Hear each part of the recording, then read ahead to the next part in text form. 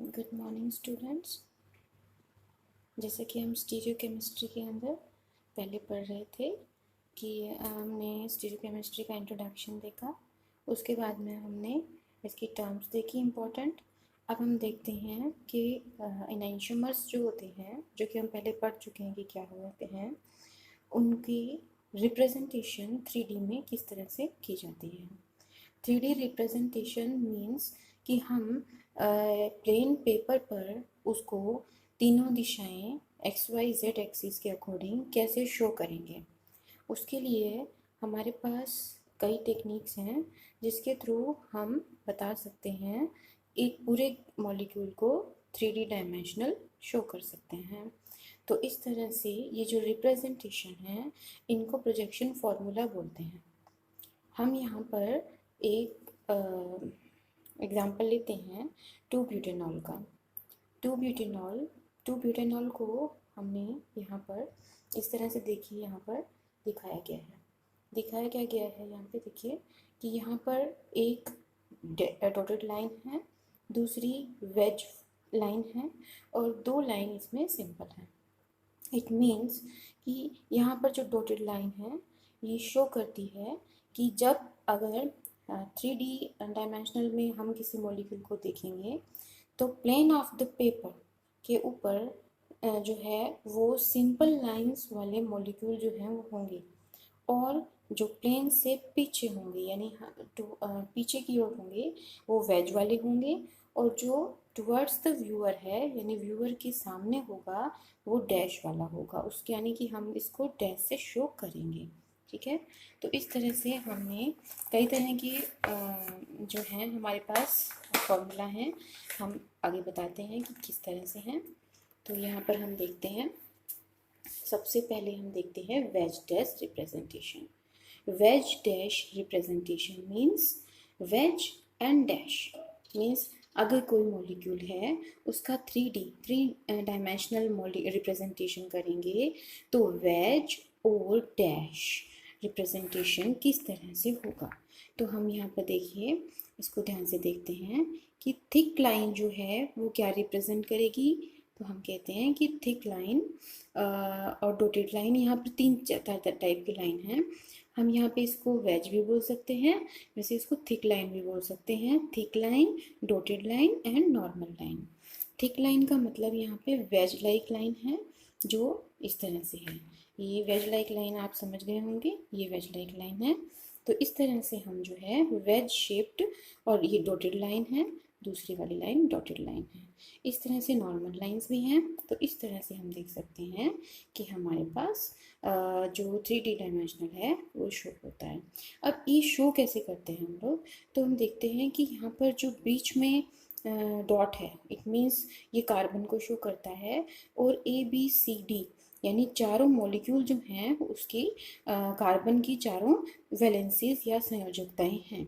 अब हम देखते हैं कि ये जो नॉर्मल लाइंस हैं इसका मतलब है कि ये प्लेन ऑफ द पेपर, ये मॉलिक्यूल्स हैं वो प्लेन ऑफ द पेपर पर प्रेजेंट हैं, लेकिन जो वेज वाले हैं वो हमारे से दूर हैं। मतलब जो व्यूअर है वो अगर यहाँ से देखेगा तो इसको ये वाला मॉलिक्यूल पास लगेगा means it is dotted line, और दूर लगेगा मीन्स वेज लाइन। ठीक है, तो इस तरह से हम लोग इसको शो कर सकते हैं। इस फॉर्मूला को बोलते हैं वेज डैश रिप्रेजेंटेशन। ओके, तो यहाँ पर देखिए, all the bonds are shown by 3 types. First, thick line, dotted line and normal line. Thick line represent bonds towards the viewer, and dotted line away from the viewer, and normal line in the plane. तो इस तरह से हम show कर सकते हैं। अब हमारे पास सेकेंड जो सिस्टम है वो आता है सॉहर्स रिप्रेजेंटेशन। सॉहर्स रिप्रेजेंटेशन क्या है, तो इसमें हम लोग देखिए, हम लोग शो करते हैं कि यहाँ पर जो कार्बन है, यहाँ पे देखिए, अब हमने इसको कैसे शो कर रखा है कि 2 कार्बन है और कार्बन के बीच में, यानी कार्बन जो है उन ये जो एक कार्बन में है, ये भी डॉट के जो डॉट है वो कार्बन है, और यहाँ पर हमने ये 2 कार्बन लिए हैं। अब हम इस कार्बन पर कॉन्सेंट्रेट कर रहे हैं, या फिर एक किसी भी कार्बन पर हम कॉन्सेंट्रेट करते हैं, जैसे इसमें इस पर कॉन्सेंट्रेट किया हुआ है। तो साहर्स फॉर्मूला ये शो करता है कि यहाँ पर कार्बन सबसे पहले 2 होते हैं, है ना। तो इट मीन्स कि minimum number of carbon is equals to 2।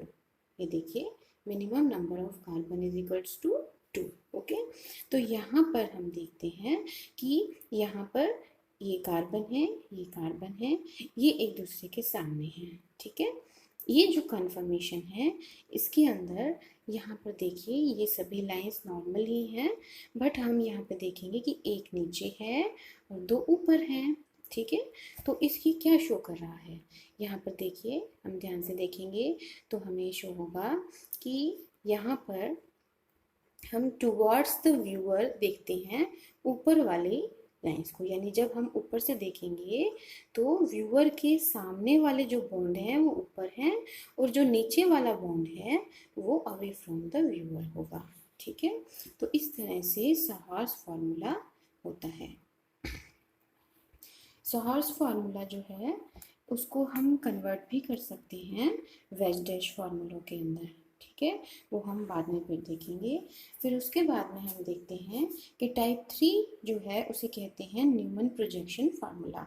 Neumann projection formula means कि ये जो फार्मूला है इसके अंदर मिनिमम नंबर ऑफ कार्बन तो 2 होंगे, ठीक है, लेकिन इसको हम शो कैसे करेंगे कि हमारा जो कार्बन 1 है वो हमारे बिल्कुल सामने होगा। जैसे कि आप एक लाइन में स्टूडेंट को देखेंगे कि एक कतार में कई स्टूडेंट खड़े हैं और आप सिर्फ सामने वाले स्टूडेंट को देखते हैं, तो सामने वाले स्टूडेंट आपको एक ही स्टूडेंट दिखेगा, उसके पीछे वाले स्टूडेंट्स आपको नहीं दिखेंगे, और अगर उससे लंबा कोई स्टूडेंट है तो वो आपको दिखेगा, है ना। इसी तरह से न्यूमन प्रोजेक्शन जो है वो शो किया जाता है। अब देखिए मैं आपको वापस से बताती हूँ कि क्या है। देखिए न्यूमन प्रोजेक्शन क्या है, जैसे मैंने आपको बताया कि यहाँ पे जो कार्बन है, जैसे कि हमारे साहर्स में क्या था कि इस कार्बन को हम तिरछा देख रहे थे, मतलब हम यहाँ से देखेंगे, ठीक है, इस ऊपर से देखेंगे तो हमें ये दिखेगा, ठीक है। किसी भी, अब इसको हम ये मान सकते हैं कि यहाँ पे एक तार से जुड़े हुए 2 चीज़ें हैं और ये यहाँ पर पंख हैं इसके, ठीक है। तो इस चीज़ को हम ऐसे देख रहे हैं। अब आप ऐसे कीजिए कि इसी को आप ऐसे देखिए कि यहाँ से देखिए, ठीक है, इस पॉइंट से देखिए। तो इस पॉइंट से देखने पर आपको यहाँ पॉइंट, यही पॉइंट दिखेगा सिर्फ, ठीक है, और पीछे वाले के आपको कार्बन्स दिखेंगे, ठीक है। अब हम देखते हैं कैसे दिखेंगे। तो यहाँ पर देखिए, ये देखिए यहाँ पर Newman projection formula. Newman projection formula means यहाँ पर देखिए ये जो डॉट है आगे वाला डॉट और पीछे गोला है ना। तो आगे वाला डॉट शो कर रहा है कि पहले वाला जो कार्बन है वो हमें एज ए डॉट शो कर रहा है। फिर जो पीछे वाला गोला गोल है इसका मतलब ये भी कार्बन है, बट ये उसके जस्ट पीछे है। अब हम देखते हैं कि यहाँ पे ये देखिए ध्यान से कि इसके ये जो डॉट है ना, सिंपल डॉट और फिर लाइन है ना, और उसके जस्ट पीछे वाला जो है गोला, इसका मतलब वो दूसरा कार्बन है, ठीक है।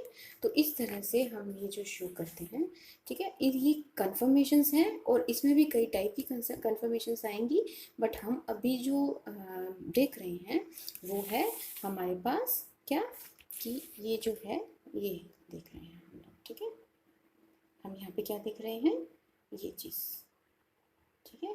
अब देखिए ये है कार्बन, ठीक है, और कार्बन के पीछे ये देखिए 1 2 3, ये है इसकी वैलेंसी। दूसरे वाले कार्बन की कौन सी होगी, 4 5 6, ठीक है। और जो स्टेबल होता है वो स्टैगर्ड पोजीशन होती है, ये एक स्टैगर्ड पोजीशन है, तो ये स्टेबल है। बट अभी हम जो पढ़ रहे हैं वो 3D डायमेंशन कैसे करते हैं वो पढ़ रहे हैं। अब देखिए ये तो फॉर्मूले हो गए। अब हमने कौन कौन सा फॉर्मूला पढ़ा, सबसे पहले न्यूमन प्रोजेक्शन पढ़ा, साहर्स पढ़ा, ठीक है, और वेज डैश पढ़ा। तो अब हम जो चौथा पढ़ेंगे वो है फिशर प्रोजेक्शन फार्मूला।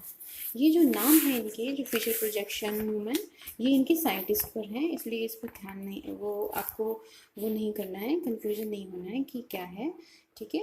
ये प्रोजेक्शन का मतलब यही है कि 3D डायमेंशनल रिप्रेजेंटेशन है, ठीक है।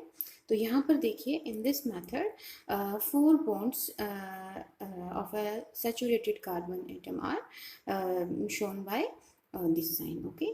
तो यहाँ पर अब देखिए फिशर प्रोजेक्शन ने क्या हुआ कि पहले हमने डॉट बनाया, फिर ये वो ना, तो यहाँ पर क्या है, बिल्कुल सिंपल, सबसे सिंपल फॉर्मूला बना दिया कि यहाँ पे 2 लाइंस हैं। अब आप इन 2 लाइन से कैसे शो कर सकते हैं, देखिए ये कार्बन है डॉट, है ना, और ये इसकी वैलेंसीज है, ठीक है।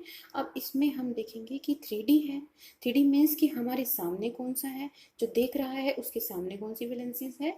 तो हम देखेंगे कि जो वर्टिकल लाइन होती है ना, वो अवे फ्रॉम व्यूअर होती है। जो सीधी खड़ी रेखा है, इसका मतलब ये जो दोनों वैलेंसी हैं ये दूर हैं देखने वाले से, एंड जो हॉरिजेंटल वैलेंसीज होती हैं वो पास में हैं, ठीक है। तो इस तरह से हम लोग देख सकते हैं कि ये रिप्रेजेंट कर सकते हैं। तो आज का जो टॉपिक था वो हमारा था कि हमने किस तरह से 4 टाइप के जो फॉर्मूले थे वो किए।